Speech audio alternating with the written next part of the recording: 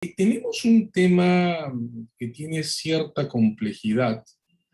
La tiene porque de varias maneras esta es una presentación que funciona en la medida que que nos permita a todos organizar el modo de utilizar una construcción tan abstracta como la de la nulidad en términos eficientes. Se trata de ver diferencias, de ver consecuencias, de ver el entorno en el que puede ser útil usarla, y se trata de identificar algunas disfunciones que pueden aparecer en el modo en el que normalmente la tratamos en nuestras prácticas normales alrededor de nuestra actividad legal, ¿no? Esta sesión entonces tiene algo de abstracta, pero es útil en la medida en que podamos tener aterrizajes concretos hacia cosas que puedan tener valor instrumental. Por eso querría de alguna manera comenzar repasando algunas cuestiones que están en nuestra agenda de lo cotidiano, algunas cosas que estamos viendo todos los días, algunas cosas que son públicas. No querría cargar de ningún sesgo esta mirada, pero son asuntos en los que se está discutiendo alrededor de esta construcción y creo que repasarlos puede servirnos de referencia para poder hacer aterrizajes prácticos sobre una construcción que, repito, es fuertemente teórica y tremendamente abstracta. El primer caso que quiero repasar se ha producido con ocasión a las discusiones alrededor de la acusación contra la señora Fujimori recientemente. La acusación, en ese caso, ha sido presentada, esto es público, en marzo de este año. Y varios de los defensores, creo que el más claro, por lo menos en medios, fue Humberto Abanto, alegaron que había un problema con esta acusación. Lo que dijeron fue que en febrero de este año, antes que la acusación se presente, repito, la acusación se presentó al juzgado de control en marzo, la defensa había ganado una orden judicial para que determinadas diligencias que habían sido pasadas por alto por la Fiscalía sean realizadas de manera obligatoria. La defensa opuso como cuestión previa a discutir la acusación el no cumplimiento o la no actuación de esas declaraciones. Alegó en consecuencia, aquí viene el aterrizaje, que la disposición que declaró la conclusión del procedimiento preparatorio era nula porque se había dictado sin cumplir una orden judicial previa que disponía esas diligencias que ella, la defensa digo, había ganado.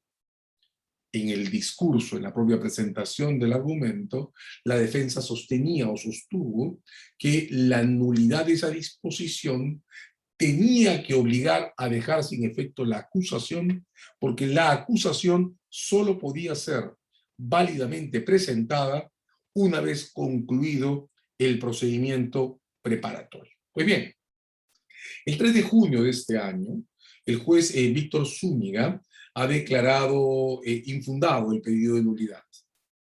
En su resolución, también ha sido publicada en texto y en comentarios, el argumento de la defensa falla porque, dice el juez Zúñiga, las diligencias que solicitaron actuar siguen en su poder y pueden ser ya sea actuadas por ellos mismos o solicitadas en el intermedio como diligencias, en el procedimiento intermedio digo, como diligencias de juicio.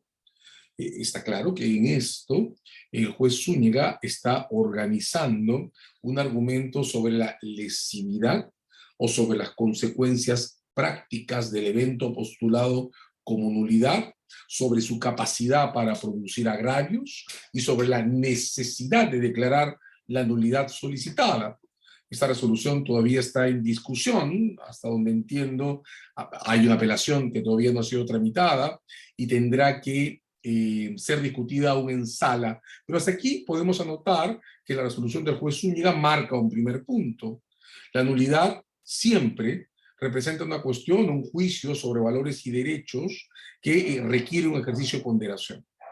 Y ese ejercicio de ponderación tiene efectos sobre el juicio que se hace ante una denuncia de este tipo. Hay una medición de la entidad de la infracción o de la afectación que explica las diferencias entre ella, la nulidad y la anulabilidad o la nulidad relativa, que también aparece regulada como alternativa en nuestro código con un procedimiento distinto, sujeto a plazos de denuncia que son concluyentes. Hay una línea de división entre los asuntos que pueden, en un ordenamiento como el nuestro, ser subsanados y los que no pueden ser subsanados. Los que pueden ser convalidados por simple ausencia de denuncia y los que no pueden serlo.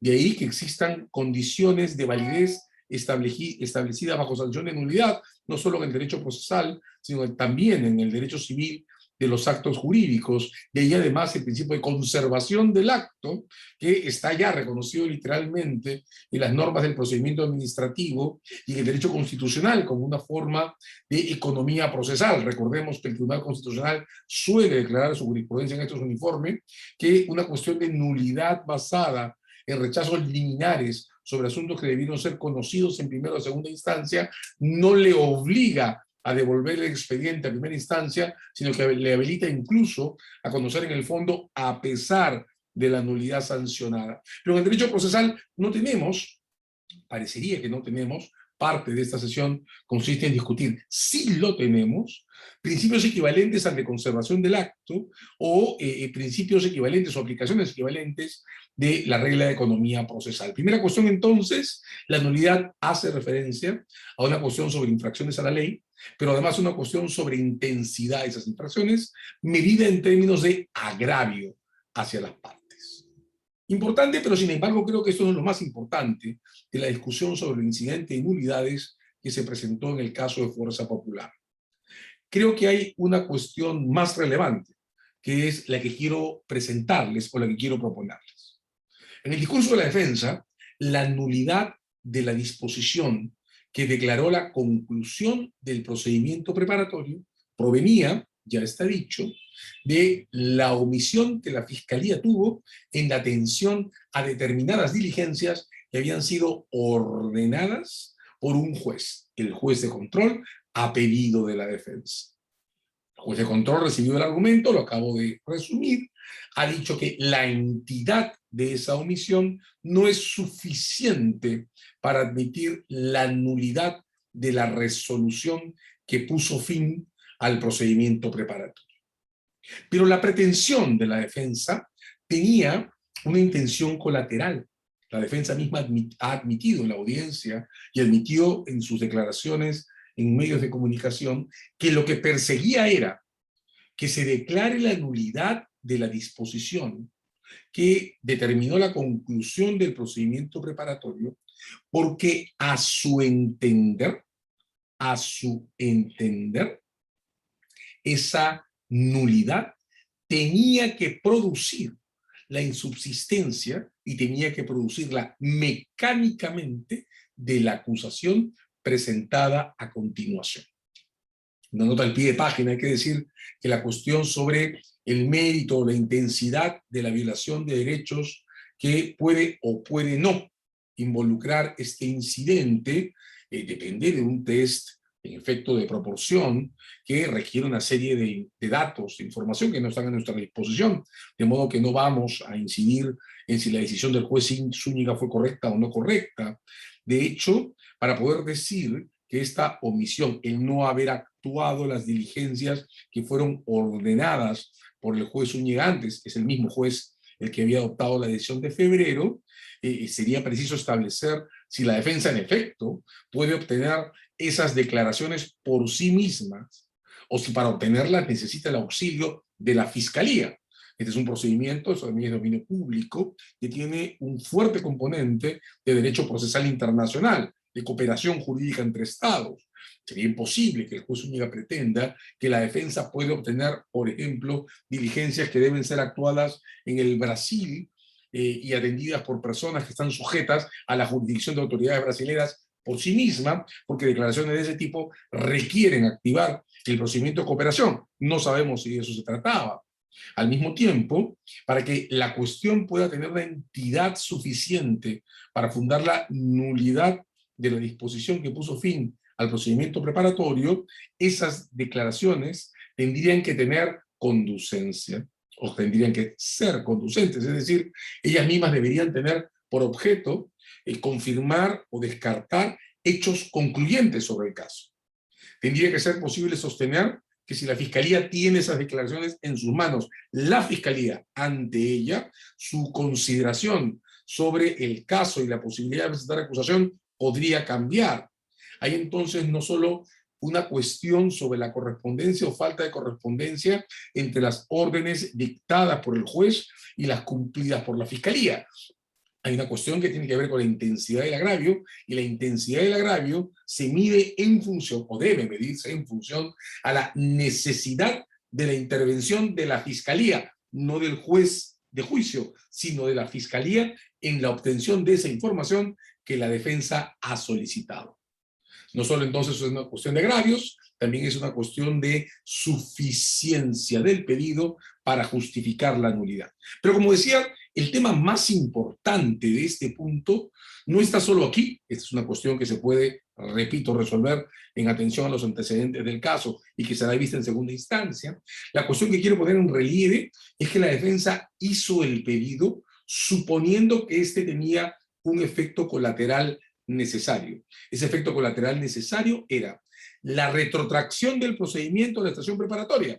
La defensa pedía que declarada la nulidad, el procedimiento preparatorio vuelva a abrirse. Y la defensa sostenía, además, que declarada la nulidad de inmediato y automáticamente, la declaración debía ser, la acusación, perdón, debía ser considerada insubsistente y debía ser tenida como no presentada a los tribunales. En la representación de las cosas, entonces, de las que actúa la defensa en este caso, o de las que actúa la defensa en este caso, hay un eslabonamiento de los actos que funciona como una suerte de castillo de naipes. El golpe a los naipes que están debajo produce el automático derribe de los naipes que están encima. En la física práctica esto es evidente. Si uno elimina el primer piso de un edificio, los demás pisos se caen. La pregunta es si es igual de evidente en los procedimientos judiciales. Este es el centro del problema sobre el que quiero que transitemos en este espacio. ¿Es cierto o no? ¿Es cierto o no que la nulidad como teoría debe ser entendida desde una concepción causalista o mecanicista de las cosas, que supone que cuando ella es declarada, entonces, y ese es el lenguaje que usaba, por ejemplo, la ley 2356, las cosas deben reponerse al estado anterior a la infracción que se predica como causa de nulidad? ¿Es cierto esto? ¿Es la nulidad una cuestión que provoca un efecto de retrotracción de las cosas hacia atrás? ¿Es cierto que la nulidad puede ser comparada con una cuestión equivalente a la inexistencia de ese acto que se predica o se concluye es nulo?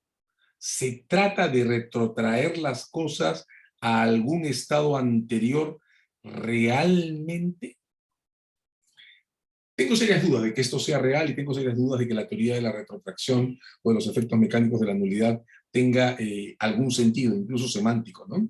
En términos de lenguaje natural es difícil admitir que sea posible retrotraer cosas a algún estado anterior, a alguna infracción.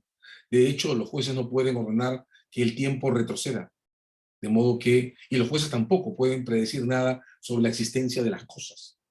Una resolución nula, aunque sea nula por un serio defecto de ley, es una resolución que ha sido emitida, que ha sido notificada a partes, que ha producido efectos en el tiempo, que ha determinado el comportamiento de determinados sujetos o agentes, que ha producido consecuencias.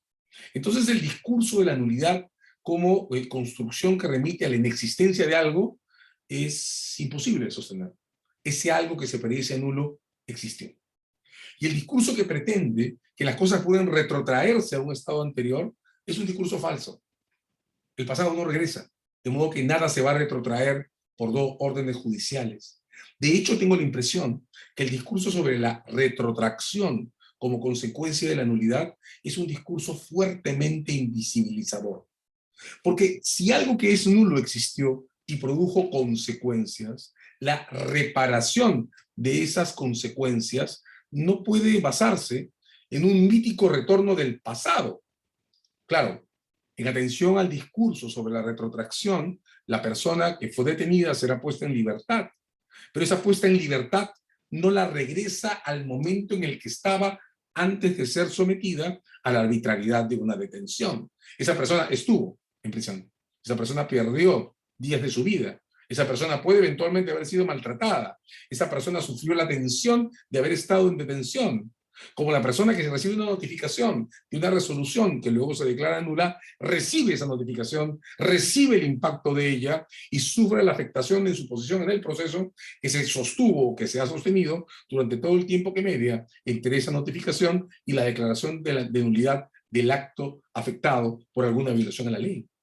La retrotracción entonces es falsa en términos factuales, nunca se regresa al pasado y además creo profundamente encubridora de una idea principal, y es que si la nulidad depende, como parece claro que depende, de alguna violación a la ley, esa violación a la ley ha provocado consecuencias. Y la reparación de esas consecuencias jamás se reduce a un falso discurso sobre retrotracciones. Supone siempre alguna forma de nivelación o de reparación o compensación de las desventajas que la decisión que se predice o se predica luego nula ha producido en el tiempo. De modo que incluso en el registro de las consecuencias encuentro fundamental reconocer que el acto nulo no es un acto inexistente y que las consecuencias de la nulidad no pueden ser descritas como la retrotracción de las cosas al estado anterior de la infracción sin pasar por alto la evidencia de los hechos que produce o que ha producido ese evento que ha sido declarado nulo. Imposible entonces admitir que se invisibilicen las consecuencias de lo que en los hechos ha sido una infracción a la ley.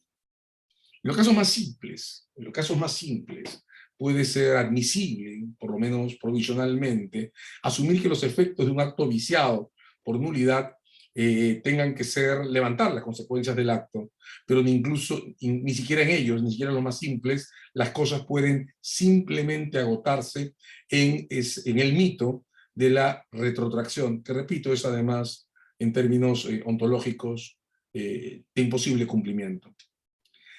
Bien, este espacio tiene por objeto discutir esta parte, tiene por objeto discutir si en realidad existe una teoría sostenible, si tiene sentido sostener una teoría o una aproximación a la nulidad que intente graficarla en función a esta construcción o a esta idea o a este mito de la retrotracción. He presentado el problema en ocasión a un caso estrictamente procesal y de dominio público, que es el caso Fujimori y otros y otras, vinculado a el manejo de fondos de la campaña de un partido político en determinadas elecciones, en el que la nulidad se discute en atención a la no realización de diligencias ordenadas por un juez. Un caso en el que un juez ha declarado que el pedido no tiene fundamento, pero no se ha pronunciado sobre los efectos colaterales que la defensa intentaba lograr con él. La reapertura del procedimiento preparatorio, retrotracción, y la pérdida de efectos de la acusación presentada a consecuencia de la declaración, efecto de naipes o efecto cadena. La cuestión, insisto en decirlo, consiste en revisar, y creo que no, si la retrotracción tiene algún sentido teórico que pueda darle fundamento. Mi conclusión es que no. Y en revisar si el efecto naipes o efecto cadena derivado hacia adelante tiene algún sentido, y también encuentro que no. Lanzo dos casos prácticos más, de los que tenemos todos los días en prensa, solo para mostrar las diferentes situaciones y el diferente marco de referencia, sin embargo común en muchos casos o en muchos aspectos, que involucran el uso de esta construcción, nulidades. El segundo caso actual o de coyuntura que quiero poner sobre la mesa es el caso del fiscal Carrasco Millones. Ya sabemos todos que el fiscal Carrasco Millones juró como ministro de Estado el 29 de julio de este año. Sabemos todos que renunció a su posición como fiscal el 2 de agosto. Con el mayor respeto que se merezca, ha sido fue mientras ocupó el cargo un gran fiscal. Aquí se ha generado un problema que está ahora en abierta discusión. Todos sabemos que la Constitución prohíbe que un magistrado o incluso un funcionario público pueda ejercer dos cargos al mismo tiempo, y todos sabemos también que la ley de la carrera fiscal declara expresamente en el texto literal de sus normas que las renuncias de fiscales solo surten efectos con su aceptación. La Junta de Fiscales Supremos ha resuelto el 2 de septiembre de este año aceptar la renuncia del fiscal Carrasco Millones, pero aceptarla con un efecto retroactivo o aceptarla a partir del 2 de agosto, el día que la presentó. Aquí hay un tema que se ha estado discutiendo, porque claro, la resolución de aceptación de la renuncia solo se ha publicado el 2 de septiembre. Y si somos estrictos con el texto literal de la norma, la aceptación de la renuncia solo debería causar efectos desde el 2 de septiembre. Entiendo, sin embargo, que la Junta de Fiscales Supremos ha resuelto retrotraer los efectos de su aceptación. De nuevo estamos en las retrotracciones, o darle efectos a su aceptación desde el 2 de agosto, entendiendo que el retraso del mes no tiene más justificación práctica que las dificultades que ha tenido la Junta para reunirse debidas a las vacaciones de la fiscal de la Nación o a asuntos estrictamente internos no imputables al solicitante o al renunciante, el señor Carrasco Millones, y en consecuencia, como una forma, entiendo, de compensar el retardo, la Junta de Fiscales Supremos ha decidido ordenar que la renuncia sea registrada administrativamente como de plenos efectos desde el 2 de septiembre. Esto es posible, esta no es una retrotracción basada en nulidades, esta es una retrotracción basada en una consideración de equidad contra el retardo o en compensación al retardo de un acto de la administración del Ministerio Público que tiene efectos en el registro del cálculo de haberes y de liquidaciones que corresponde percibir al señor Carrasco Millones por su cese. La retrotracción a la fecha de presentación de la renuncia no tiene más efectos que ese, y de hecho no surte ningún efecto, no puede surtirlo sobre la cuestión planteada respecto a la nulidad de su nombramiento, nulidad no procesal, sino administrativa. Ambas construcciones son muy semejantes en la medida en que su juramentación como ministro se produjo el 29 de julio. En consecuencia, aquí hay otra cuestión que afecta a la construcción sobre nulidad. Debo volver a decir esto. Noten que desde mi punto de vista, la nulidad opera exactamente igual en asuntos que vinculan a la administración y en asuntos vinculados al proceso. La diferencia entre actos de la administración y actos del proceso no está en la mecánica de la validez y la nulidad, está en el diferente peso gravitacional que la Constitución asigna a los actos de la jurisdicción y a los actos de la administración. Está además en las diferentes condiciones de preparación que los actos en uno y otro caso tienen. Los actos de la jurisdicción son siempre actos vinculados en el principio de impulso de partes. La jurisdicción, en tanto definida como imparcial, está prohibida de desarrollar actos de oficio. La administración, en cambio, desde el principio de autotutela, está autorizada a emitir actos unilaterales. La posición es más difícil de establecer por los matices en el caso de los actos del Ministerio Público. O el Ministerio Público, al que la Constitución asigna la titularidad de la acción penal, tiene al mismo tiempo facultades resolutorias sobre los procedimientos a su cargo, preliminar y preparatorio, donde emite disposiciones que afectan a las partes y tiene en sus manos actos de proceso, que no son disposiciones, como las acusaciones o las absoluciones de traslado, en los que actúa con actos que tienen la misma entidad procesal que los actos de las partes, a través de documentos que tienen la forma y los efectos de un escrito, pero además la Judicatura y el Ministerio Público tienen administraciones internas. El mejor ejemplo es este caso, el de Carrasco Millones, en el que la Junta de Fiscales Supremos emite una decisión que es un acto administrativo en sentido fuerte. Es un acto sobre la gestión de la carrera como magistrado de un fiscal, el señor Carrasco Millones.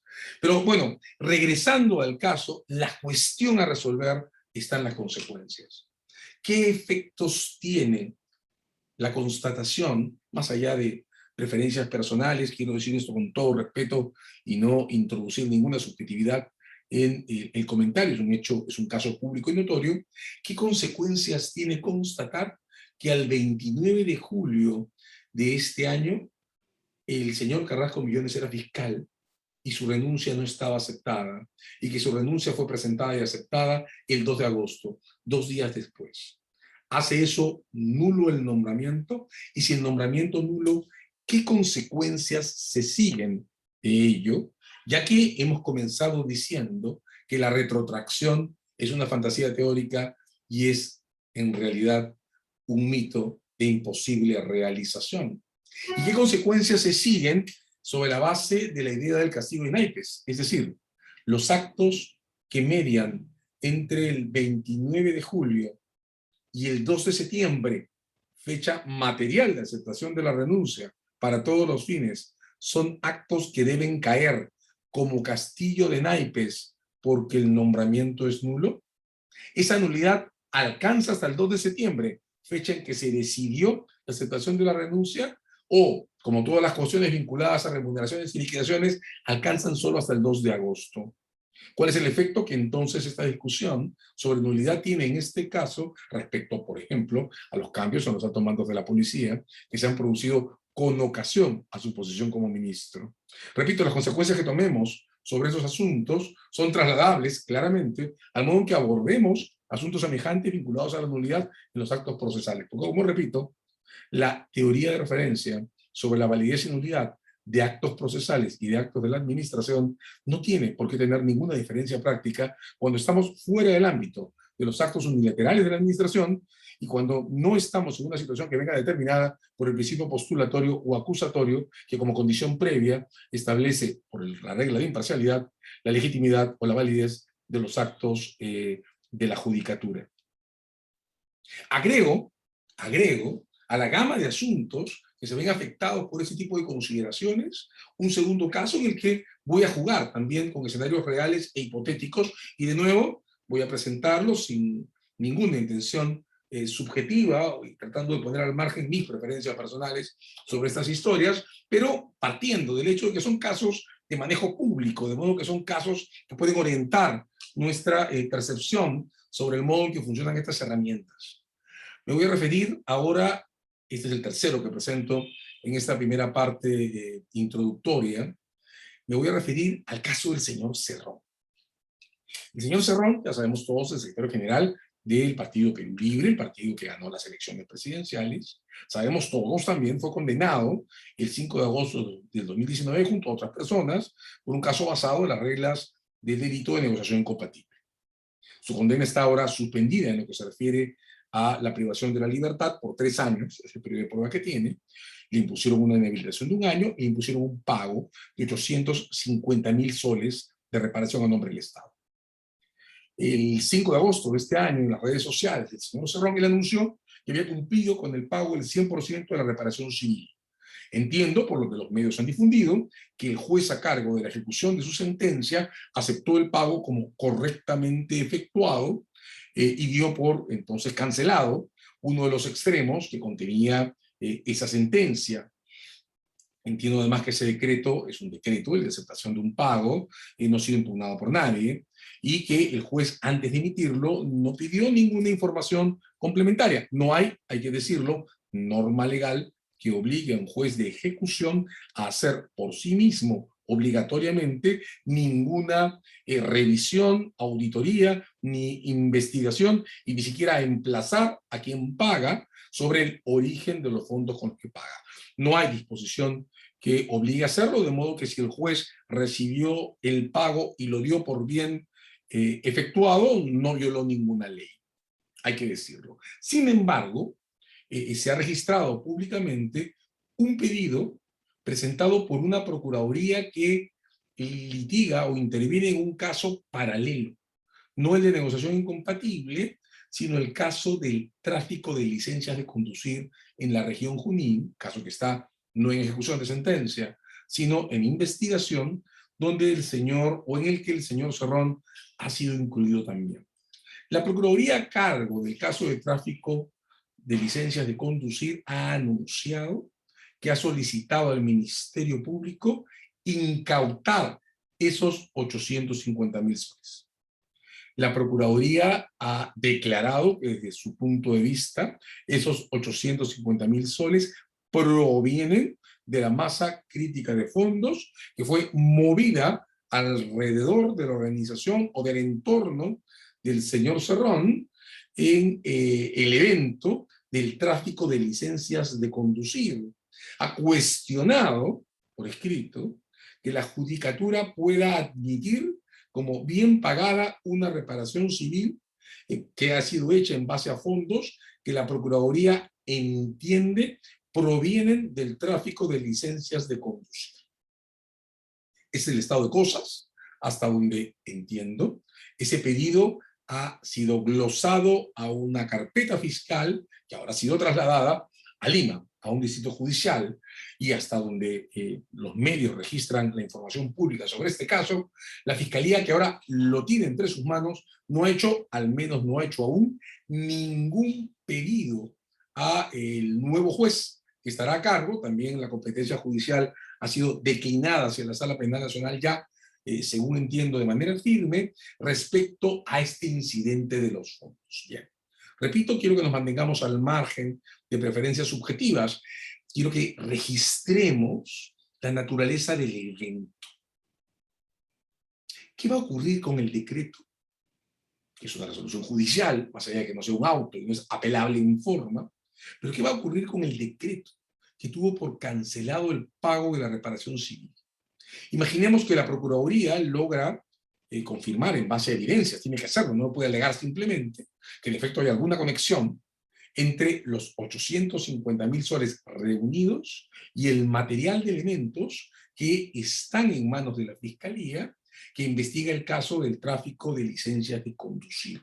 Imaginemos, de hecho, la Fiscalía alega que los chats que están adosados a la carpeta de la Fiscalía indican suficientemente que la misma red que movía los fondos de las licencias de conducir condujo el acopio de los fondos con lo que se pagó la reparación civil.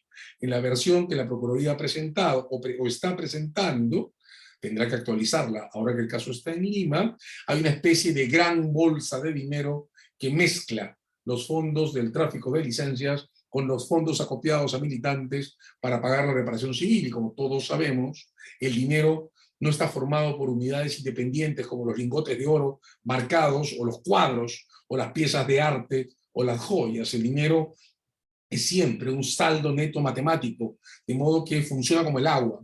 En un gran barril donde hay agua, una gota de tinta ensucia todo el contenido. Pasa lo mismo con un fondo de dinero. Como no se puede diferenciar el dinero, porque no es un billete o es otro billete, sino es el saldo del baúl en el que se llena, la introducción en él de fondos maculados contamina el total. Bien, imaginemos, esto es solo una suposición que tiene por objeto marcar el problema teórico, que la Procuraduría y la Fiscalía logran establecer alguna conexión o confirman la conexión que la Procuraduría ha alegado existe entre los fondos obtenidos por el tráfico de licencias de conducir y los fondos con los que se pagó la reparación civil.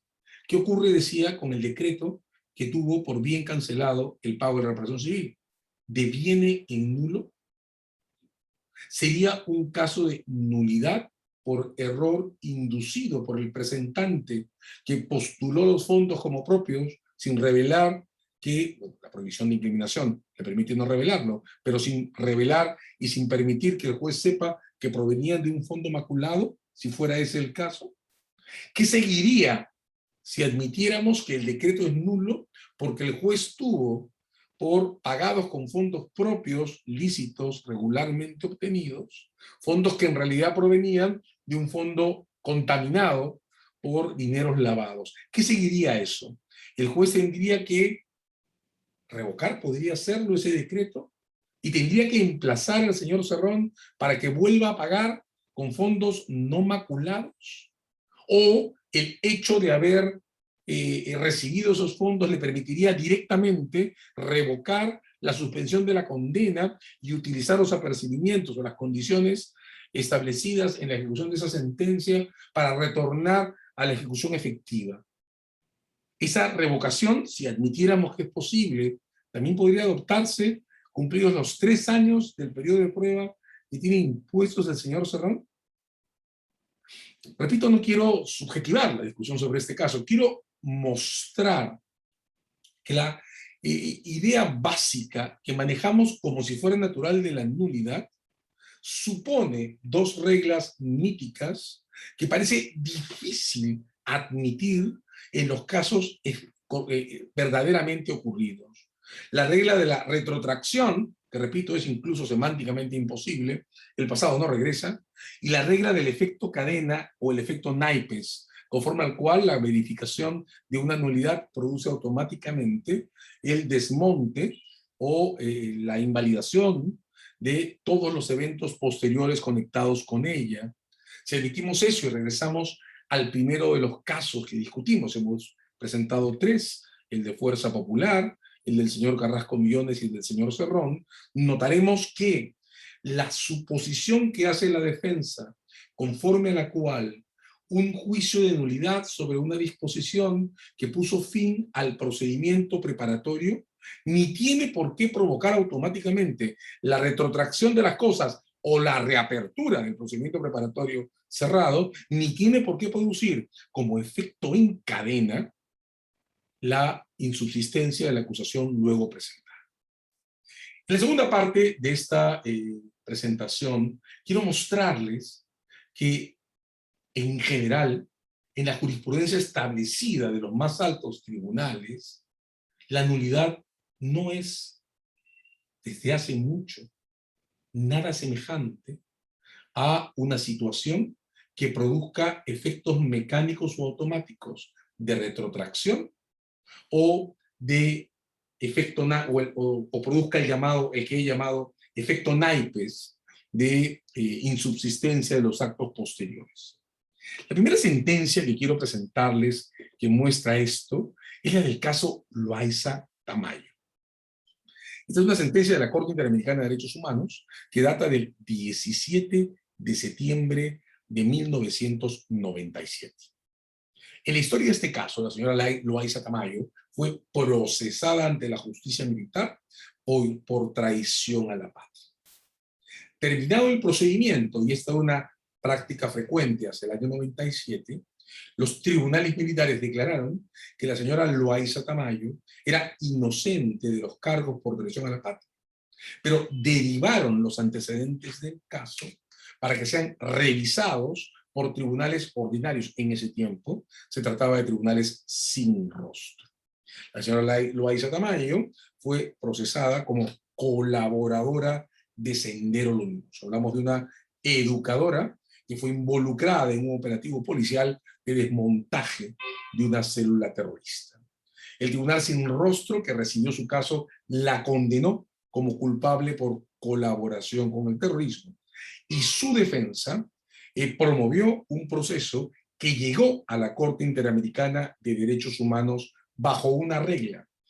Esta es la sentencia que recogió en el derecho internacional de los derechos humanos, el sistema interamericano, la prohibición de doble persecución penal. De hecho, el más importante amicus curiae para la Corte en esta sentencia fue Julio Mayer, y su teoría sobre el ne bis in idem fue, antes de entrar incluso en fundamentos, en el tomo 1 de fundamentos, fue presentada como un texto independiente en el marco de este proceso. Todos conocemos la teoría de la prohibición de doble persecución, la teoría que respalda la prohibición de doble persecución penal. Todos sabemos que es una teoría que proviene del derecho del common law. Sabemos que hay una discusión fuerte sobre sus elementos. En el derecho comparado solo tiene 2, el hecho y la identidad del imputado. En el derecho comparado se dice que la norma o la identidad de la norma no puede ingresar en este análisis porque la norma es siempre determinada por el órgano de persecución, de modo que sería muy simple, estas son palabras de Julio Mayer, para la Fiscalía poder alterar y violar la regla de doble persecución solo cambiando el tipo normativo citado. Sin embargo, entre nosotros todavía tenemos un margen de indefinición basado en la jurisprudencia de nuestros tribunales que asigna a la prohibición de doble persecución una triple identidad, identificando como el tercer factor la identidad de pretensión, que usualmente es algo semejante al bien jurídico, en otros casos es algo semejante a la estructura o completitud o comparación entre los hechos. En fin, esta es la sentencia que introduce la regla en el derecho iberoamericano, perdón, no iberoamericano, latinoamericano, en el derecho basado en la jurisdicción en el ámbito de la Convención Americana de los Derechos Humanos, la sentencia del caso Loaiza Tamayo. La cito porque casi nunca reparamos en que el texto de esta sentencia tiene un giro muy particular.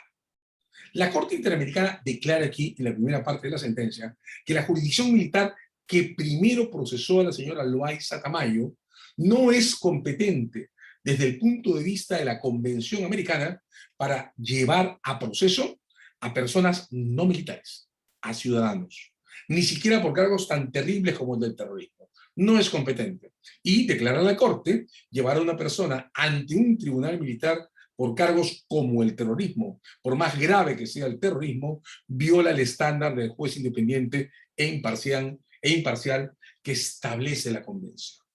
Pues bien, la Corte no deduce de ello que lo que ocurrió entre los tribunales militares sea inexistente. La Corte no deduce de ello que, ya que esto ocurrió, todo el procedimiento en cadena, incluido el procedimiento seguido ante los tribunales sin rostro, deba retroceder y reponerse al día cero. No, la Corte no hace eso. No hay retrotracción y no hay efecto naipes en esta sentencia. De hecho, la Corte Interamericana en este caso declara que aunque los tribunales militares fueron incompetentes para enjuiciar a la señora Loaiza Tamayo, sin embargo, la absolución que pronunciaron a favor de ella le concede los derechos de una que tiene o que corresponden a una persona absuelta, sobre la que entonces el Estado no puede regresar. La Corte dice, todas las invalideces, todas las violaciones a la Convención que representa el sometimiento de una persona a la jurisdicción militar producen un juicio crítico desde el punto de vista de los derechos humanos. Pero es un juicio crítico construido a favor de su persecución. De modo que si en contra de una persona ella es sometida a una jurisdicción como la militar, el fallo a su favor suma en su estatus jurídico, porque las violaciones a la Convención que implica ese sometimiento a una jurisdicción que la Corte considera incompetente, no se producen para darle ventajas, sino para restringir su posición procesal. En consecuencia, la jurisdicción militar puede ser incompetente para enjuiciar a una persona civil, pero su fallo le concede el estatus, dice la Corte, de persona absuelta, y sobre la base de la absolución, dice la Corte, la decisión de absolver a una persona debe ser tomada literalmente en serio. Un absuelto es un absuelto. Sobre la base de esa absolución, el segundo procedimiento, dice la Corte, viola la regla que prohíbe la doble persecución penal. Miren cómo en esta sentencia, al juicio sobre incompetencia por violación de las reglas de la Convención, la Corte no asocia un juicio de inexistencia. La decisión de absolución existe y tiene consecuencias prácticas porque es una absolución, aunque el procedimiento en el que se haya dictado sea nulo. Corte Interamericana de Derechos Humanos, caso Loaiza Tamayo, una decisión dictada por un tribunal incompetente tiene consecuencias prácticas a favor de la persona a la que esa decisión beneficia. Nota al pie de página, la defensa del Estado, en este caso, alegó que cuando el tribunal militar declaró que la señora Loaiza Tamayo debía ser absuelta, estaba pensando solo en los casos por traición a la patria. No estaba pensando, dijo la defensa del Estado, en todas las posibilidades que tienen las leyes de terrorismo. De modo que dijo la defensa del Estado peruano, la absolución de la señora Loaiza Tamayo en sede militar equivale a una declaración de incompetencia del tribunal militar y una declinación a favor de la señora, a favor de la jurisdicción ordinaria. La Corte le respondió que eso es inaceptable. De ahí es donde provino la frase, una absolución debe ser tomada literalmente como eso, una absolución, y si el tribunal militar la declaró absuelta, no puede regresar sobre sus propios actos, vinculación con los actos propios. Stoppel, regla que luego usó la Corte en el caso Callara, pero eso es otra discusión. Luego de Loaiza Tamayo, hay un segundo caso que vuelve a poner en discusión, o vuelve a poner en crisis absoluta, esta idea de asociar el concepto de nulidad con la retrotracción o con el efecto caída de naipes. Esta segunda sentencia de la Corte Interamericana corresponde al caso Castillo, Petrucci y otros. Es la sentencia del 30 de mayo de 1999. Y aquí el ejercicio de revisión es particularmente importante porque cuando la comisión presentó los cargos contra el Estado peruano por este caso, el Estado peruano en los años 90 decidió declarar unilateralmente que se apartaba de la jurisdicción contenciosa de la Corte Interamericana. Castillo, Petrucci y otros son un grupo de ciudadanos chilenos que fueron detenidos en el Perú y relacionados con una célula del movimiento revolucionario Tupac Amaru. Terroristas llevados a procedimiento ante la jurisdicción militar y solo ante ella, porque como miembros de una célula que fue considerada un equipo de aniquilamiento, una célula profundamente peligrosa, aquí no hubo transferencia a la jurisdicción ordinaria. Fueron procesados por traición a la patria y condenados por tribunales militares. Hubo una discusión, por supuesto, semántica sobre lo absurdo que representaba condenar por traición a la patria a ciudadanos de una república extranjera. Digamos, la Corte resolvió el incidente muy rápidamente, declarando que no tenía ningún sentido, que en realidad, más allá de los nombres, los cargos por traición a la patria, vigentes en los años 90, correspondían a casos de terrorismo agravado por la peligrosidad de las células a las que pertenecían los investigados, de modo que no podía ser una cuestión de Estado sobre el nombre. Al final del día, era un caso de terrorismo agravado y así había que discutir. Pero bueno, en Castillo Petrucci, la decisión del Estado estuvo basada justamente en un juicio sobre retrotracción como efecto de la nulidad. Lo que la defensa del Estado entendió antes de anunciar que a consecuencia de este caso, o con ocasión a este caso, se apartaban de la jurisdicción contenciosa de la Corte, fue que el caso Castillo Petrucci iba a terminar desautorizando de manera concluyente a la jurisdicción militar y desmontando el sistema de justicia de emergencia antiterrorista que se había diseñado en el año 92. Que no había otra manera de evaluar lo que iba a ocurrir aquí, que además la capacidad de litigación de la defensa de Castillo Petrucci era demasiado poderosa en el sistema interamericano, ciudadanos chilenos, y que en consecuencia este caso iba a terminar en una orden de libertad. De hecho, el caso Loaiza Tamayo, violación del Nevis in idem, terminó con una orden de excarcelación a la señora Loaiza Tamayo. Recordemos que en Loaiza Tamayo lo que dijo la Comisión Interamericana fue que ella había sido absuelta por la jurisdicción militar y que en consecuencia no podía ser procesada por segunda vez por una jurisdicción ordinaria, no por una cuestión de incompetencia, sino por una violación al Nevis in idem procesal o a la prohibición de doble persecución. El Estado peruano creyó que, presentado el caso Castillo Petrucci, la decisión iba a ser la misma, que lo que la Corte Interamericana iba a decir era que el procedimiento militar era nulo. Y como era nulo por violación de la Convención, Castillo, Petrucci y compañía debían ser excarcelados. Y sobre esa base se articuló la declaración unilateral de retiro del sistema interamericano. Pues bien, la Corte no hizo eso. La Corte en Castillo, Petrucci y otros, sentencia, repito, del 30 de mayo de 1999, declaró, como era previsible, que la jurisdicción militar no podía, bajo las reglas de la Convención Americana, conocer o seguir un caso sobre terrorismo en el que los imputados eran todos ciudadanos comunes. En consecuencia, dijo la Corte, este procedimiento viola la Convención. Pero la Corte no dijo que, en consecuencia, los señores Castillo, Petrucci y compañía debían ser excarcelados. Los señores Castillo, Petrucci y compañía estaban en prisión por un auto de detención dictado en primera instancia por el juez de instrucción militar. Ese auto provisional fue ratificado por la condena y convertido en prisión efectiva. Y esa condena fue ratificada incluso por el Consejo Supremo de Justicia Militar.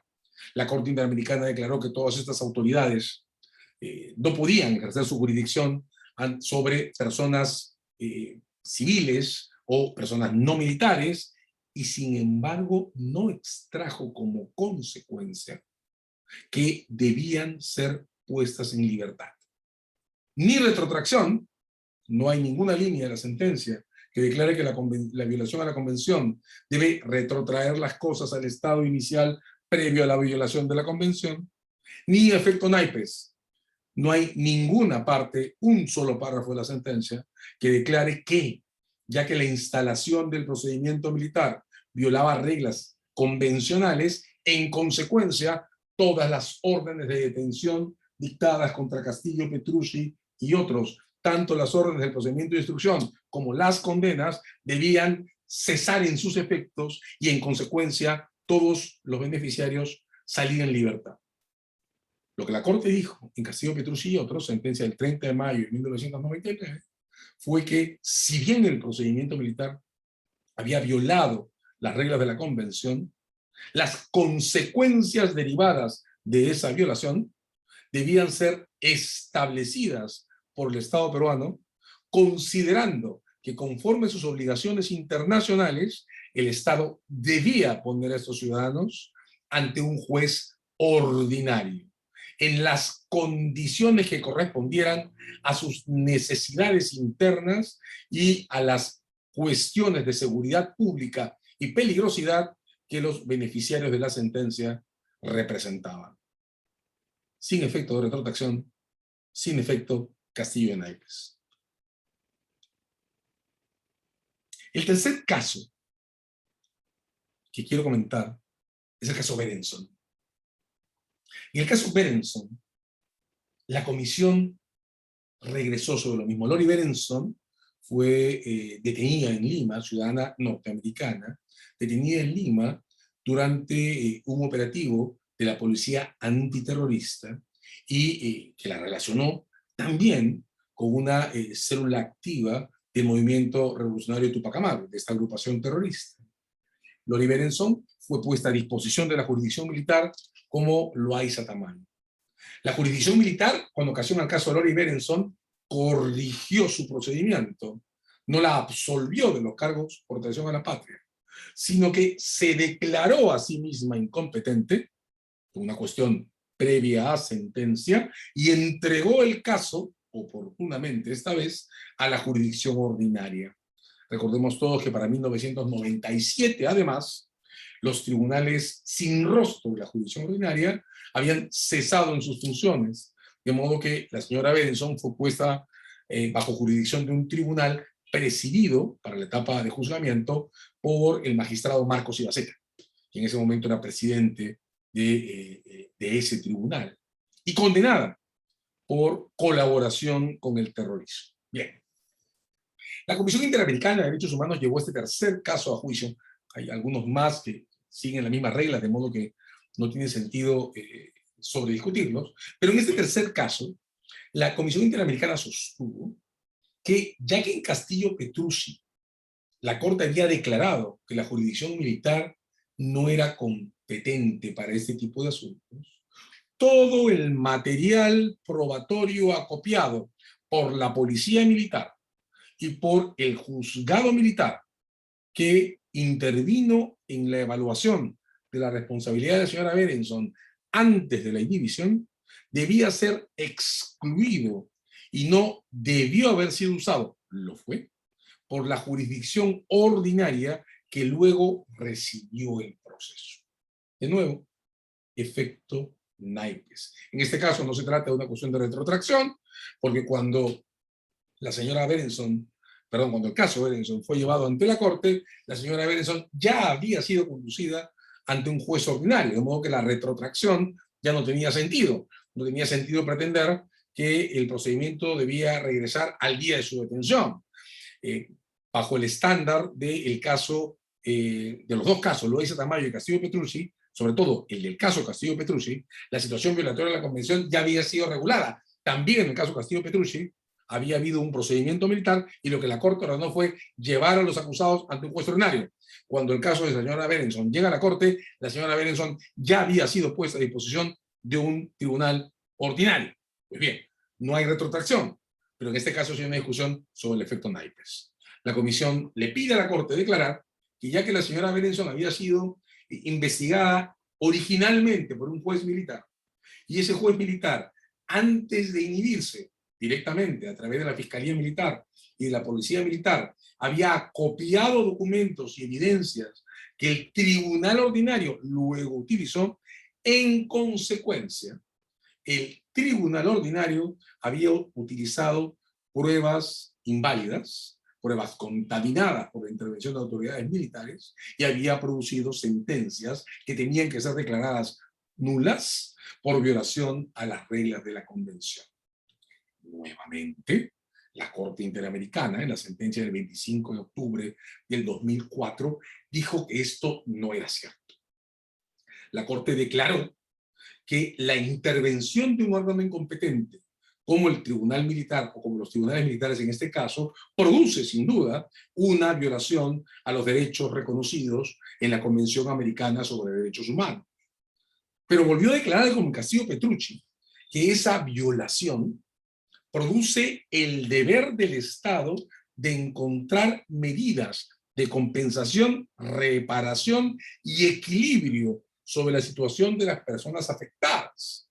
Dijo la Corte, en este caso, que el Estado peruano ya había llevado a la señora Berenson ante jueces independientes e imparciales. Repito, para ese momento ya no había, desde el 97 no había, este juicio se llevó, si no me equivoco, en el 98, tribunales sin rostro en el Perú. Dijo la Corte que esos jueces imparciales habían procesado el caso en la etapa preliminar, la de instrucción, y en la etapa de juicio ante la defensa. Dijo la Corte Interamericana que si bien había documentos y evidencias que originalmente habían sido recogidas por autoridades incompetentes de la jurisdicción militar, estos documentos y estas evidencias habían sido puestas a disposición de la defensa en condiciones neutrales o equilibradas por jueces independientes e imparciales sobre cuya idoneidad no había dudas y sobre cuya competencia no había reservas presentadas por la defensa, y que en consecuencia el procedimiento posterior contra lo que la comisión pretendía reunía el estándar de una reparación equilibrada y razonable de las desventajas provocadas por el procedimiento anterior, el militar. Y la Corte concluyó que la Comisión Interamericana había presentado una demanda infundada. De nuevo, la competencia y la nulidad de la competencia no produce en este caso el efecto Castillo de Naipes que produce el derribe automático de todas las decisiones derivadas del vicio, en este caso convencional, que la Corte encuentra. Lo que produce es la obligación de encontrar un mecanismo equilibrado y razonable que estabilice las consecuencias derivadas de la infracción. Esa es la jurisprudencia de la Corte Interamericana de Derechos Humanos, que encontramos los fundamentos que nos permiten sostener que en el derecho actual, pero desde finales de los años 90, es imposible pretender que la nulidad sea una construcción que lleve implícito el efecto de retrotracción o que lleve implícito el efecto naipes que estamos criticando ahora. Y la recepción de estos esquemas se produce en nuestro caso, en nuestra historia procesal, a principios de este siglo, entre el año 2000 y el año 2003. ¿Qué ocurre en ese periodo? En el año 2000, finales del año 2000, establecida la caída del régimen de los 90, he iniciado todo el proceso de reformas institucionales que se denominó la primera transición, la que ocupa el periodo de gobierno del presidente Paniagua. Una de las cosas que se registró, tengo que decir que esto todavía no ha sido tabulado, no he encontrado estadísticas completas sobre esto, se produjo una avalancha de demandas de habeas corpus a favor de internos condenados por terrorismo. Hay que decir que desde 1996, todavía en el régimen del presidente Fujimori, se conformó una comisión excepcional presidida por el sacerdote Hubert Lancier e integrada por quien entonces era el defensor del pueblo, Jorge Septién de Noriega, y el ministro de Justicia. El ministro de Justicia cambió, fue originalmente el señor Hermosa, luego hubo una segunda designación de reemplazo, a la que Fujimori, el presidente Fujimori de entonces, encargó identificar una lista de personas que, condenadas por terrorismo, pudieran ser indultadas por considerarlas inocentes o por encontrar que en su persecución había errores.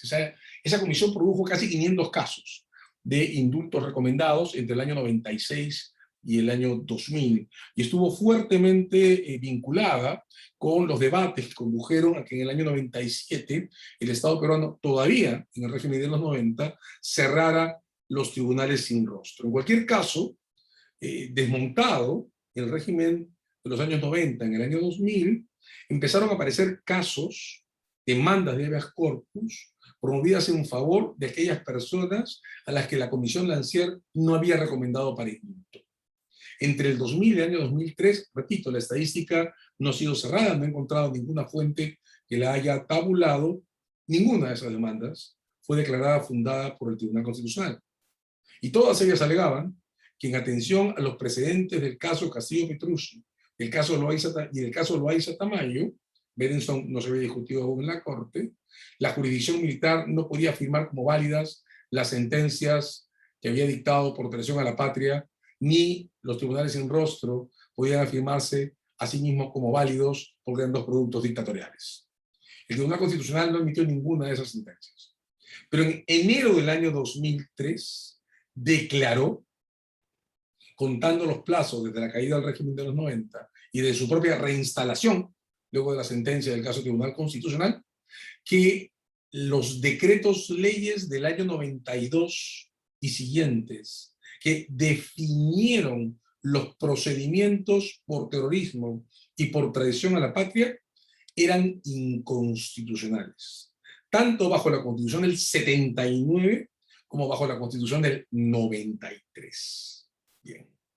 Al adoptar esta sentencia, la sentencia del Tribunal Constitucional es del 3 de enero del 2003, el Tribunal Constitucional, nuestro Tribunal Constitucional, siguió el mismo esquema de referencia contenido en el caso Castillo Petrucci y otros. La nulidad de los procedimientos militares desarrollados en el marco de la legislación de los 90 no condujo para el Tribunal Constitucional a una orden consecuenciada de liberación de todas las personas en prisión.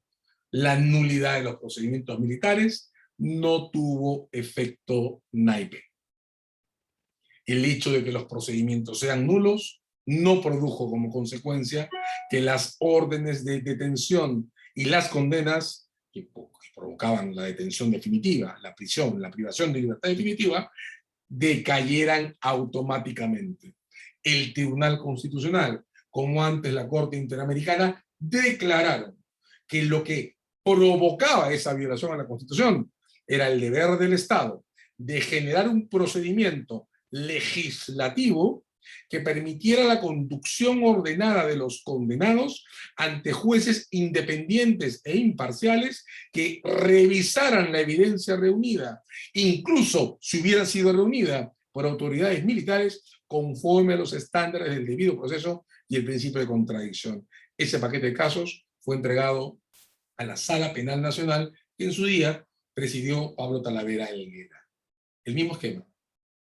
El mismo esquema desarrollado por la Corte Interamericana de Derechos Humanos, conforme al cual la nulidad no está teóricamente asociada ni a un efecto retrotracción, ni a un efecto castillo de naipes, se recibe por nuestro Tribunal Constitucional en la sentencia del 3 de enero del año 2003. Me quedan 15 minutos, de modo que puedo presentarles algunas consecuencias o algunas cuestiones adicionales que coadyuvan en la misma dirección. Un caso práctico que creo que más de ustedes habrán visto alguna vez. Imaginemos, no es imaginario, digamos, es imaginar para el resumen, pero representémonos la situación de una persona que llega a juicio bajo prisión preventiva y es absuelta.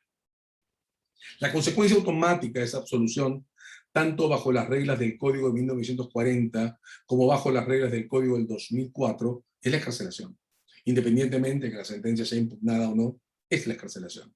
Hay diferencias entre la intensidad o los efectos posibles de una impugnación. El Código del 40 solo permitía la anulación del juicio en caso de revocatoria de la absolución. El Código del 2004 permite la condena directa. Quedémonos con los casos de anulación del juicio. Si una persona que es puesta a disposición de un tribunal unipersonal o tripartito bajo detención es absuelta, recupera la libertad. Recupera la libertad por orden de la sentencia que le absuelve de los cargos que presentó la Fiscalía en la acusación. Si la decisión que le absuelve es declarada nula por cualquier razón por el órgano que recibe la impugnación, la pregunta es, ¿decae también la orden de excarcelación? Y entonces la anulación de una absolución produce automáticamente la reposición o el reingreso del absuelto a la cárcel. Hasta los años 90, hasta finales de los años 90, la respuesta era sí. Y la Corte Suprema, estábamos en el marco del Código de 1940, cada vez que anulaba una absolución, ordenaba el reingreso del absuelto a prisión. A finales de los años 90, una ley del Congreso habilitó la discreción del tribunal para decidir, del tribunal, no de la Corte Suprema, para decidir si ante la anulación de una absolución era necesario o no reponer la prisión del absuelto bajo las reglas de la prisión provisional, no bajo las reglas de la anulación o no bajo las reglas mecánicas derivadas de la anulación de la absolución que había ganado. Otro punto en contra de la interpretación mecánica de las condiciones o de las declaraciones de nulidad de una resolución judicial.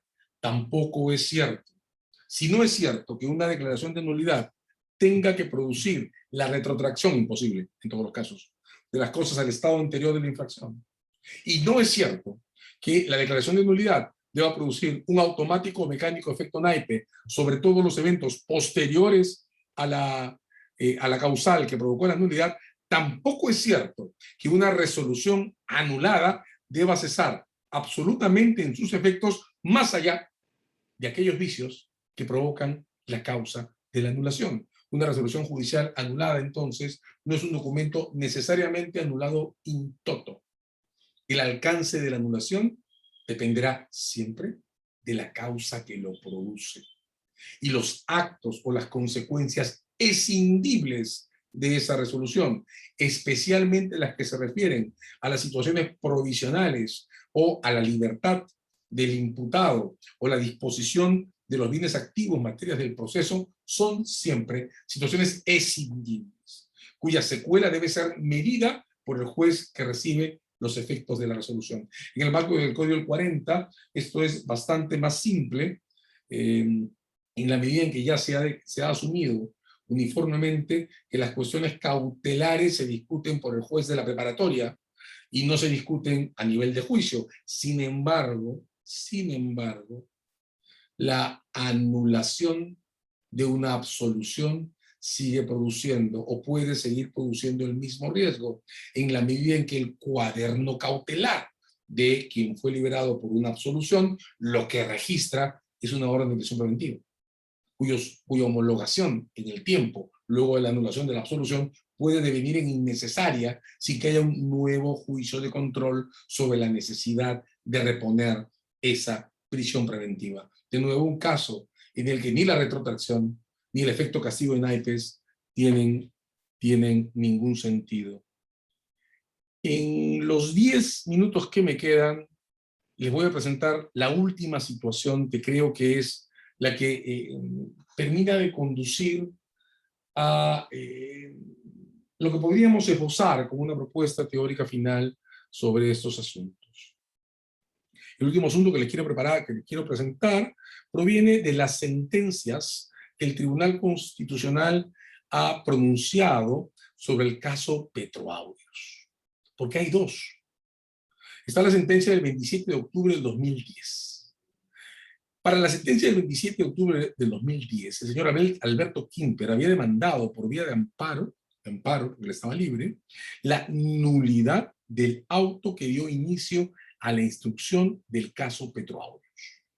El 27 de octubre del 2010, el Tribunal Constitucional resolvió este pedido. Hay que decir que el Tribunal Constitucional había abierto ya en el año 2005 la posibilidad de discutir nulidades de autos de inicio de instrucción dictados bajo la regla del Código 40, porque como todos recuerdan, los autos de inicio de instrucción no eran materia de apelación por violación a la Constitución. En el año 2005, el Tribunal Constitucional se había abocado al conocimiento de 5 casos, los casos General Electric, en los cuales declaró que un determinado juzgado de Lima había declarado la apertura de instrucción en contra de personas a las que no había identificado más que por nombres incompletos y a las que no había asignado ningún rol en la historia del caso que recibían. El tribunal declaró en esa oportunidad, los casos Newman y otros, son 5 sentencias, que el principio de, o la regla de identificación del imputado supone no solo tener su nombre, sino su nombre completo y la delimitación del papel que ocupó en el caso que se va a instruir. Las sentencias del caso General Electric son el origen de nuestra teoría sobre la imputación previa necesaria, pero además son el origen de la habilitación de jurisdicción constitucional para revisar las condiciones en las que se inicia un procedimiento de instrucción.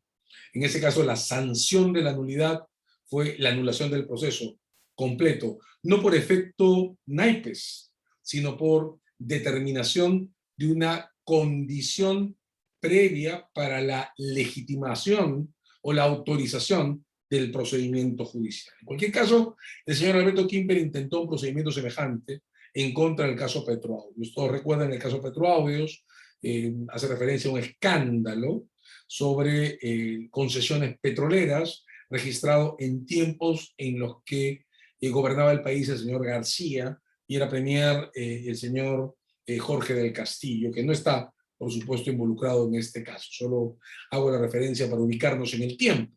Bien, el 27 de octubre del año 2010, el Tribunal Constitucional declaró que no iba a conceder la nulidad solicitada por el señor Alberto Kimper, porque las violaciones que alegaba, escuchas ilegales perpetradas por una organización privada de espías, no comprometían o no eran atribuibles a autoridades públicas involucradas en el procedimiento de investigación que dio lugar al proceso. El 27 de octubre del 2010, el Tribunal Constitucional rechaza esta nulidad, alegando que los hechos por los que se le reclama son hechos no imputables a la autoridad que persigue. Noten, en esta sentencia, la percepción que el tribunal presenta sobre la nulidad es la de la nulidad como sanción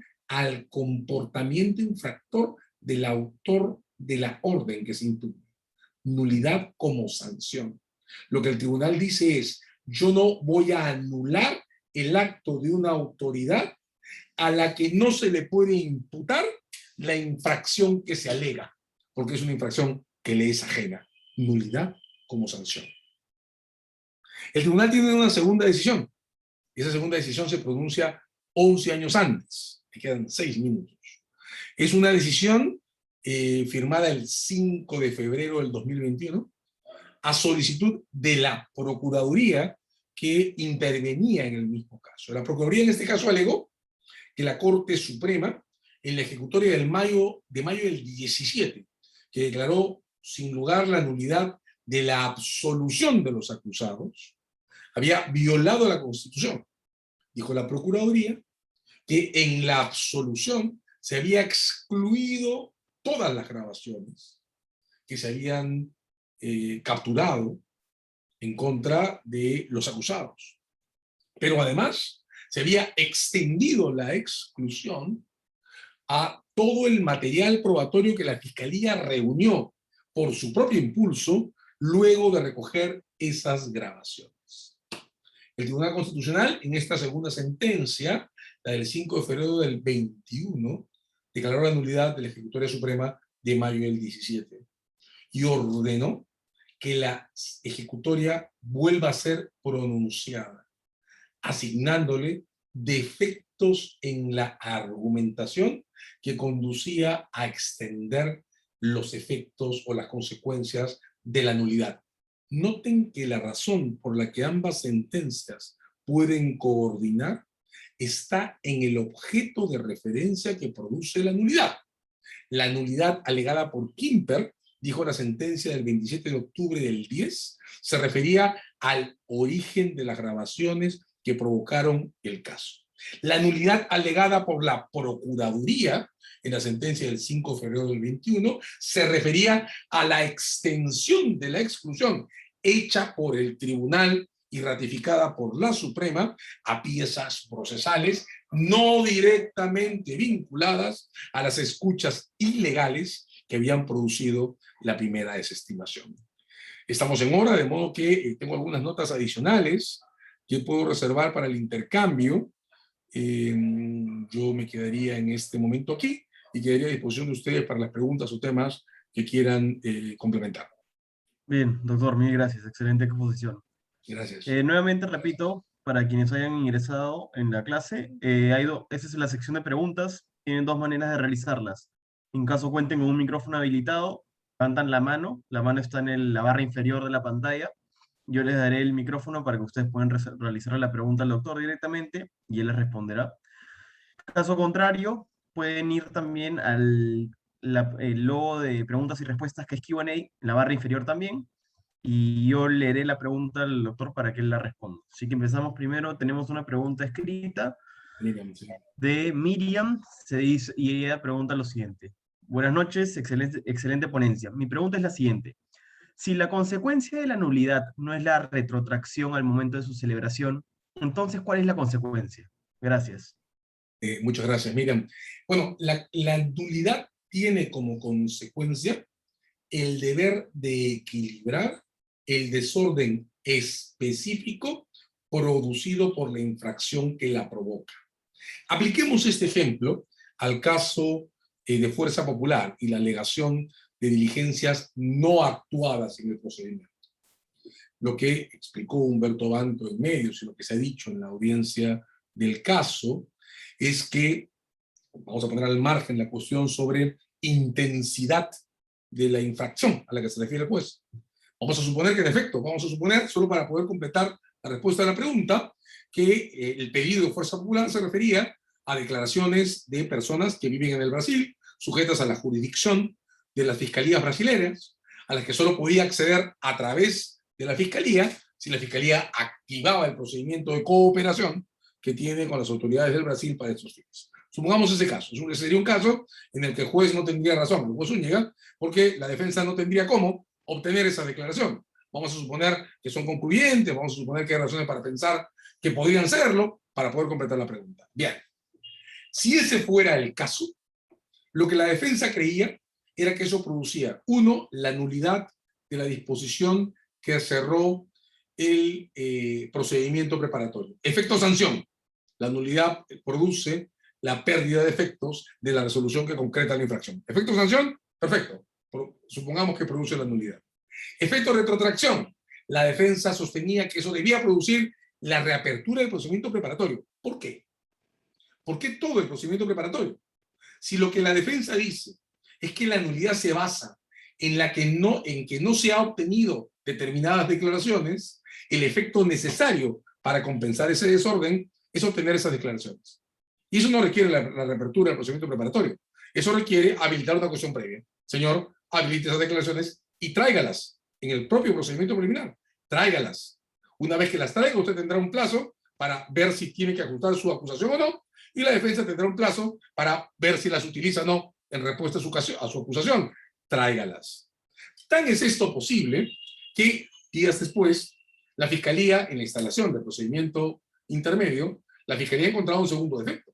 Ha encontrado que hay una lista de personas que están enumeradas en la disposición de pase del procedimiento a preparatorio y que no están mencionadas en la acusación. La Fiscalía le ha dicho que no están enumeradas en la acusación porque son personas que se han sometido al procedimiento de colaboración eficaz y las carpetas de colaboración eficaz no han sido aprobadas judicialmente. El juzgado le ha devuelto la carpeta a la Fiscalía y le ha dicho que tiene una cantidad determinada de días, me parece que son 10, para en el transcurso de este mes pronunciarse en el dictamen, porque el dictamen en esas condiciones, falta de correspondencia con la disposición preparatoria, no está completo. ¿Produjo eso la nulidad de la resolución que concluyó o cerró el procedimiento preparatorio? No. ¿Produjo eso la insubsistencia de la acusación? Tampoco. ¿Qué produjo? Una medida de compensación equilibrada al defecto. En el primer caso, si fuera cierto, como la defensa alega, que aquí hay declaraciones que solo la Fiscalía podía obtener y que no los ha obtenido, pues entonces en el preparatorio se abre una cuestión previa para que esas declaraciones se completen y se traigan. De hecho, el juzgado encuentra que el texto no está completo, se abre un expediente previo en la propia preparatoria, para eso es subsanación, para que esas referencias sean completadas. La consecuencia de la nulidad es la nivelación de los efectos que producen el defecto por el que ella se reclama. No más y no menos. ¿De dónde proviene eso? De un principio que nos falta recibir intensamente en el derecho procesal, el principio de conservación de los actos jurídicos. No tiene sentido mover el procedimiento en el tiempo en condiciones que pueden multiplicar su retardo, si es que es posible crear mecanismos de compensación que nivelen la causal alegada como de anulación. Conservación de actos, conservación de etapas y adecuación proporcional de los efectos de la nulidad a la causa que la provoca. Bien, gracias, doctor. Voy a dar pase a Eric Rojas para que él le haga la pregunta. Eric, te voy a habilitar el micrófono. Ya. Doctora Sabache Caracholo, un gusto escucharlo, Encantado, Eric. buena ponencia. Mi pregunta es, ¿en qué estadio se puede presentar la nulidad de estos actos procesales? Bien, cuando hablamos de nulidades, atención que las llamadas nulidades dispositivas o en el artículo 151 relativas, tienen un plazo de presentación que cuenta desde el momento en que se producen. En cambio, las nulidades absolutas tienen por única condición el ser descubiertas. En cualquier caso, las nulidades pueden ser alegadas y discutidas como cuestiones por separado hasta el procedimiento preparatorio. En el juicio, las nulidades que se descubran siguen el principio de concentración, con lo que solo pueden ser declaradas en un solo acto, que es la sentencia. Ahora, las nulidades absolutas siempre pueden ser alegadas. La única dificultad a partir del procedimiento de la instalación del juicio es que deben ser resueltas en el acto de sentencia y después del juicio son incorporadas en el escrito de impugnaciones.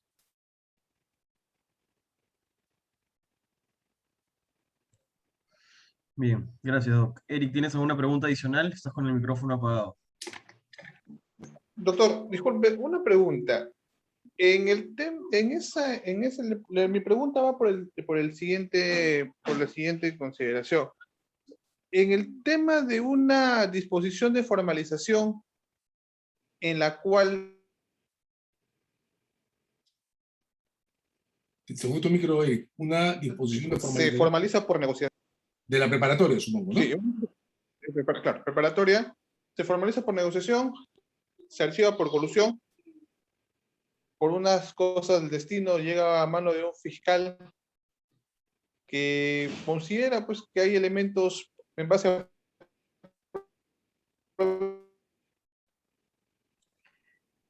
Eric, estamos teniendo problemas con tu micrófono, se ha entrecortado. En todo caso, alguna manera de Indiciaria podría haber un caso de colusión. Pasa el requerimiento... ¿Me escuchan? Sí, sí, no. No. Hay internet. Estoy entendiendo un caso en el que en el pase de preparatoria se sostienen los cargos por lesión incompatible, se declara el archivo de colusión y no se escuchó bien, pero imagino que te refieres a qué ocurre en esos casos con el regreso o el retorno a los cargos por colusión, ¿verdad? No hay Eric. Aló, doctor, disculpe, ¿ahora sí me escuchan? Ahora sí. Ya, discúlpeme. Entonces, le contaba un poco el caso, discúlpeme bien la molestia de internet. El tema va de que la formalización se formuló por lesión incompatible, se archiva por colusión, cambian de fiscal, el fiscal ve que en mérito a prueba inicial encuentran indicios de colusión, acusa por colusión, pasa el estadio de lo que viene a ser el requerimiento acusatorio, el control de acusación, llega a pasar ese estadio y van en juicio oral, y en este caso, la nueva defensa, que no estuvo en el control de acusación, pero está en el juicio oral, advierte que obviamente por colusión se había cerrado, pero en este caso, pues pero igual el fiscal está acusando. ¿Cómo hizo el fiscal en la preparatoria para reintroducir los cargos por colusión? ¿Simplemente los reintrodujo por ampliación? Claro, lo reintrodujo por una ampliación. Ya, voy a explicar qué pasa. Y es un gran ejemplo, Eric, el que pones. Nosotros estamos arrastrando varios problemas vinculados a lo que voy a llamar la nominalización de los cargos. ¿A qué me refiero? Nosotros tenemos una regla primera establecida, que es la de imputación alternativa, ¿verdad? Entonces, cuando vamos a un caso en preparatoria, voy a usar comillas, vamos por todo.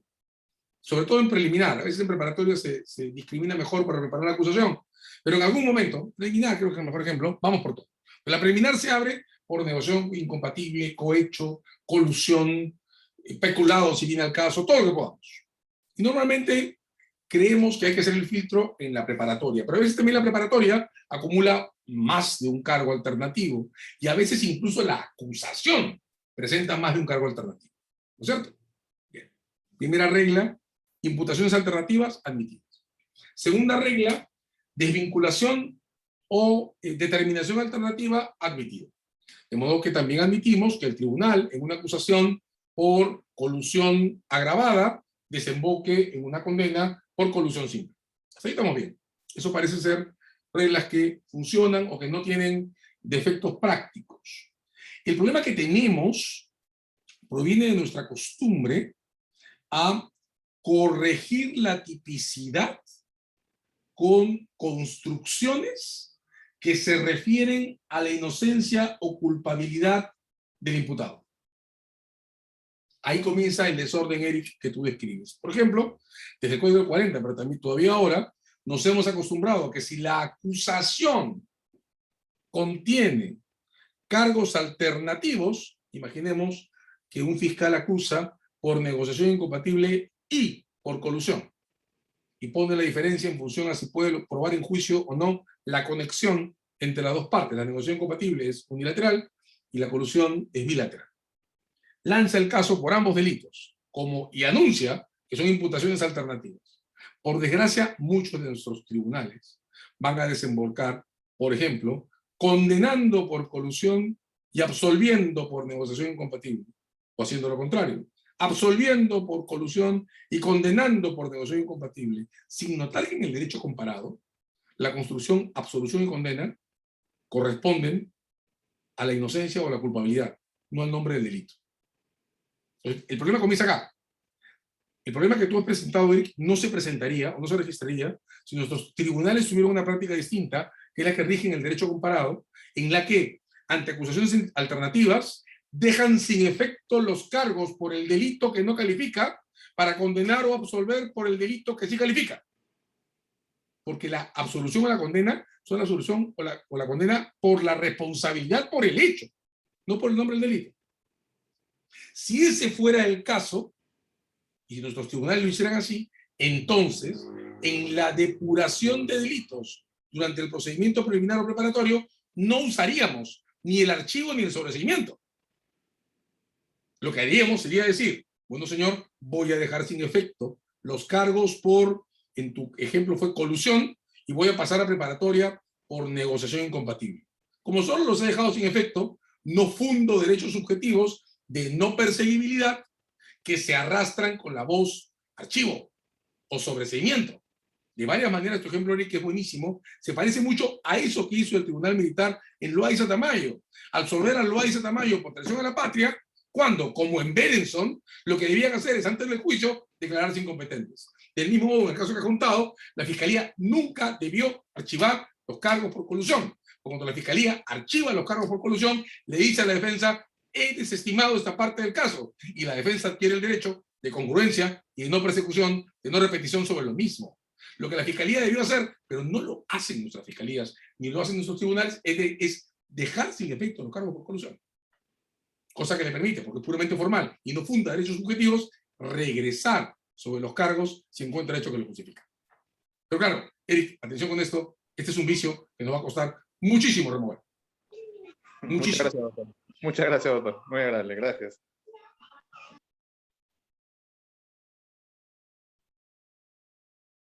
Bien, gracias Eric. Le voy a dar ahora la autorización para hablar a Giselle Rodríguez para que hagas tu pregunta.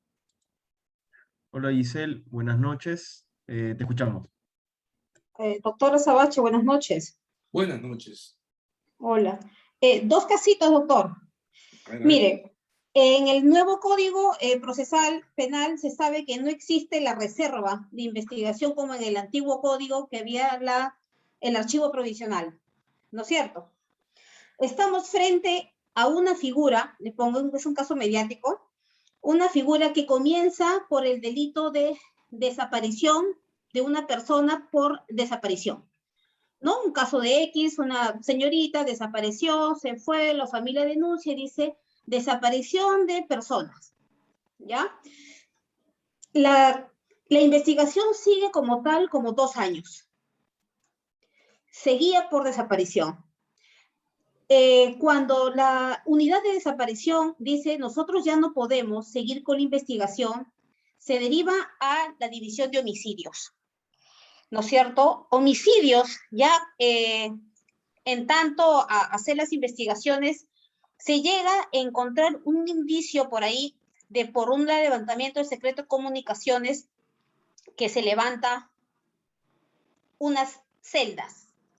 Para esto ya se adecuó el antiguo código al nuevo código. Con el nuevo código arrancamos con los plazos, ¿no es cierto? Arrancamos con los plazos. Cuando se adecúa este proceso, sí, igual seguía como de personas desaparecidas. Después que pasa los 120 días más los 60 días, recién se podría decir que se tenía un indicio porque era contra los que resulta responsables, no había absolutamente nada, y recién estamos en 180, ¿no es cierto? No se podía declarar complejo porque no sabíamos ante qué delito estábamos o qué cosa es lo que estábamos investigando. No se podía declarar complejo, no se ajustaba a los requisitos para declarar complejo una investigación, pero después la policía seguía investigando y seguía alimentando al Ministerio Público, ¿no es cierto?, con un montón de diligencias, con un montón de investigaciones que iba de la mano con el Ministerio Público. Entonces, en ese caso, ese fiscal que opta, ¿no es cierto?, por ampliarlo hasta 180 días más. Pero después ya no pudo, obviamente, declarar complejo y reserva, emite la resolución de la reserva. Ahora, ¿qué dice? No, sale el órgano de control, ¿qué dice? Oiga usted fiscal, usted no puede reservar. Entonces, acá viene la pregunta, doctor, si la figura de la reserva en el nuevo código solamente es cuando la parte agraviada ha omitido, ¿no es cierto?, ha omitido algún tipo de impulso, se podría decir, ¿qué hace el Ministerio Público cuando es contra los que resulten responsables? Se adecuó el modelo del antiguo al nuevo, se te vencieron los 180 días, obviamente porque no tienes absolutamente nada. La policía necesita resolución para poder seguir investigando, haciendo videovigilancias y un montón de cosas. ¿Qué hacemos nosotros si es que con el nuevo código no tenemos reserva? Porque no le puedo poner un archivo preliminar o un archivo provisional como antiguamente. Porque igualito, si lo archivo con el archivo definitivo, queja. Si lo archivo con la reserva, queja. ¿Qué se hace? Qué buena pregunta has hecho, Giselle. ¿Sabe cuál es el problema, Giselle?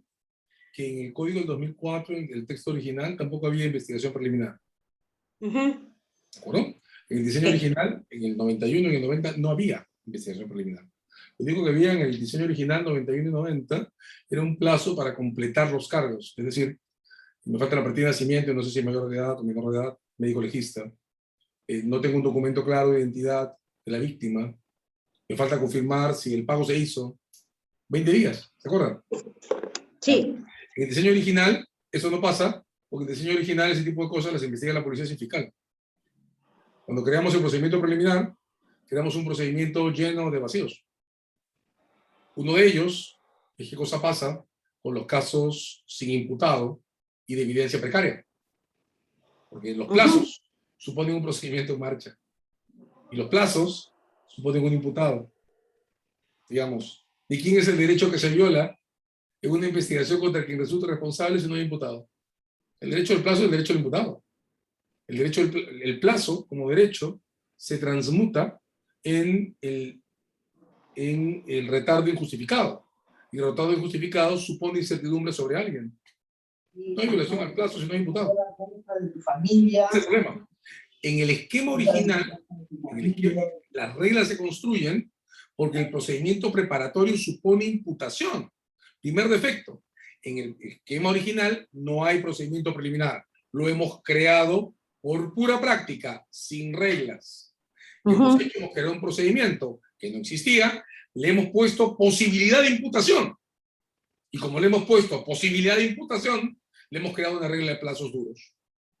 Un profesor alemán, al que probablemente todos recuerden, Horst Schönborn, que fue durante muchos años el principal consultor de cooperación alemana para procedimientos judiciales en el Perú, me decía, en Alemania me decía, esto es muy sencillo. Si un fiscal tiene que investigar un caso de 10 años, lo investiga. Lo que no puede hacer es imputar a nadie. Como no imputa a nadie, no viola los derechos de nadie. Ustedes han visto en la televisión americana, es muy graciosa para los casos legales. Han visto una serie que se llama Casos Fríos, Cold Case. Bueno, en Cold Cases, ustedes tienen casos que un fiscal tiene abiertos con la policía por 20 años, 30 años. Pues no hay imputado, pues. No se viola los derechos de nadie. Entonces, en general, el problema además, el problema de Giselle se hubiera más o menos así. Nuestro procedimiento de investigación preliminar no está regulado, porque nunca se diseñó. Nuestro procedimiento de investigación preliminar no debería tener imputaciones. Y si nuestro procedimiento de investigación preliminar no tiene imputaciones, el control sobre su racionalidad no es el control del plazo, porque no hay víctima de agravio en el retardo. El control tendría que ser un control de asignación eficiente de recursos del Ministerio Público. Pero claro, otro problema, Giselle, que nos va a tomar años resolver. Wow.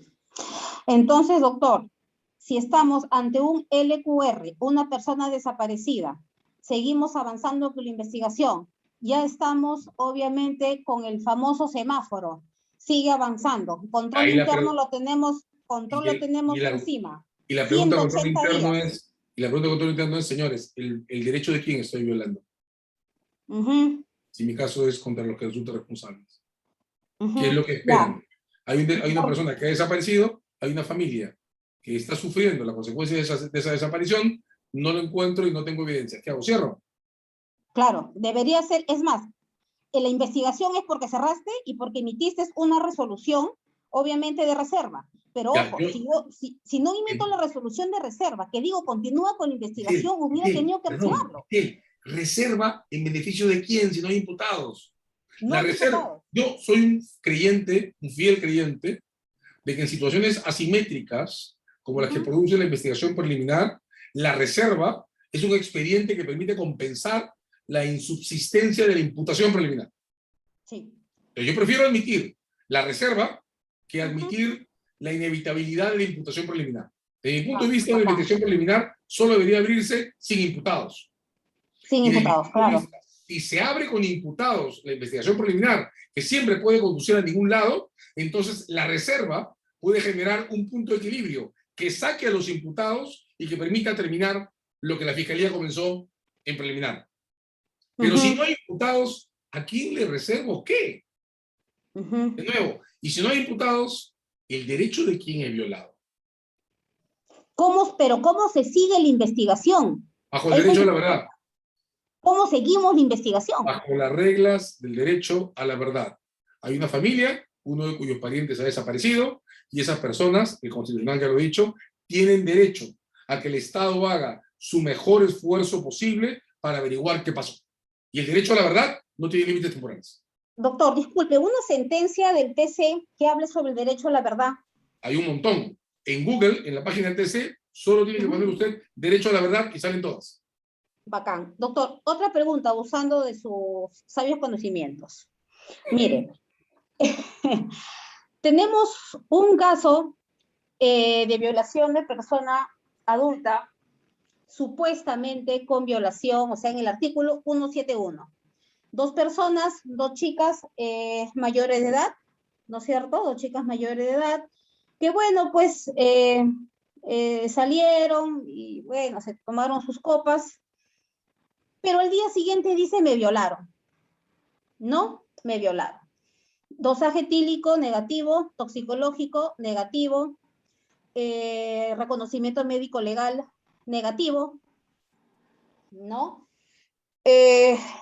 No se tiene más, solamente un hematoma, ¿no es cierto? Un hematoma, ¿no? Pero que por el color, el tipo de color que ella tiene, por la experiencia que uno tiene, pues ese es de unos 5 o 6 días atrás.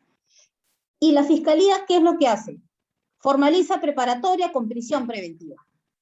Solamente por el dicho y por la cámara GESI, ¿no es cierto? Porque es la relación de la víctima, violencia contra la mujer y todo.